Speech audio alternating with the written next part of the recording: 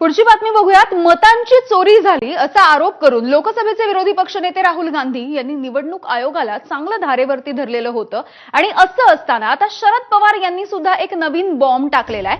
गेल्या विधानसभा निवडणुकीमध्ये 160 जागा जिंकून देण्याची ऑफर आपल्याला मिळाली होती असा एक खळबळजनक दावा शरद पवार यांनी केला आणि ही ऑफर घेऊन 2 जण भेटले होते असंही पवारांनी सांगितलं।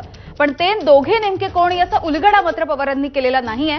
त्या दोघांची गाठ राहुल गांधी यांची घालून दिली, पण अशा प्रकरणामध्ये आपल्याला पडायला नको असं आपलं आणि राहुल गांधी यांचं मत झाल्याचं शरद पवार यांनी म्हटलंय।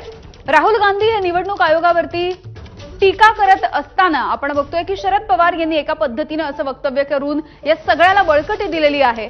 पण सत्ताधाऱ्यांनी पवारांच्या आरोपांच्या टायमिंगवरती आता प्रश्नचिन्ह निर्माण केलंय।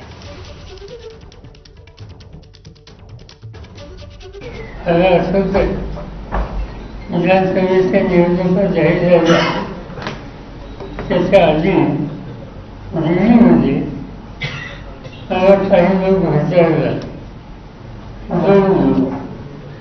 त्यांची नावं पत्ते हे आता माझ्याकडे नाही आहेत, पण मी त्याचं खर्च दिलं नाही।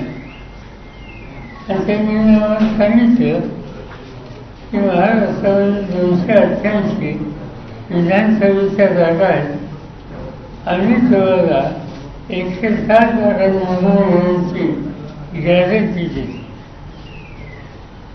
मला आश्चर्य वाटतं आणि स्पष्ट सांगायचं म्हणजे त्यांनी जरी सांगितलं गॅरंटीचं तरी निवडणूक आयोग या संस्थेच्या संबंधी माझ्या मनात काही शंकेची स्थिती नव्हती आणि म्हणून असे लोक भेटत असतात म्हणून त्यांच्याकडे मी त्यावेळी दुर्लक्ष केलं।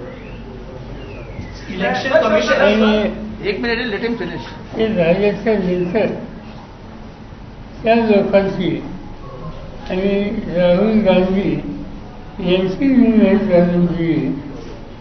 त्या लोकांना जे काही म्हणायचं होतं ते राहुल गांधींच्या समोर म्हणलं, पण राहुल गांधींचं माझं मत या कामात आपण लक्ष देऊ नये, हा आपला रस्ता नाही, आपण लोकांच्याकडे जाऊ आणि लोकांचा भाषेला मिळेल कसा नाही हा निर्णय मी घेतला आणि त्यात दुर्लक्ष